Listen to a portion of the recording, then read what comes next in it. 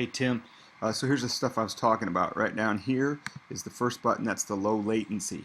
That keeps it from being too long a delay between what you hear and then what you're doing when you're singing. So make sure that's on all the time. The other thing we're talking about is this is the cycle.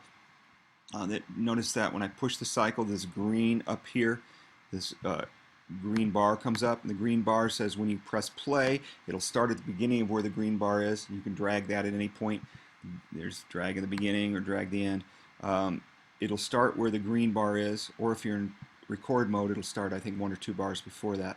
And then it'll end or recycle once you get to the end of that. If you'll notice, watch when I play it. It'll get to the end of that and then go back to the beginning. That's where it will recycle. Now, very similar is the next button, which is red. It's the punch in and out button. That means, so say you're going to play, if you hit record, it'll start before the green, play the green, and then it'll punch in where the red is. So say you got your vocal up to this point, maybe right here, and you want to start there. That's good, maybe right there. And then you want to get just that verse and it ends there. You can do it that way. Then when you hit punch in record, when you hit record over here, it'll start where the green is. And notice it's blinking down here. Then it will punch in right there. See, it's recording. And then it'll punch out when it gets back to that second section. And then one other thing, see now it punched back out, it's blinking, then you just stop. So then you've just recorded just that section right there.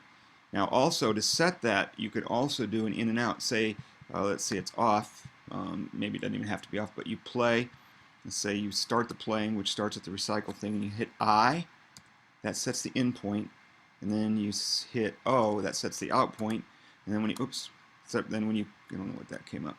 But anyhow, then when you come back, here and hit the, that's where I set the in and out points.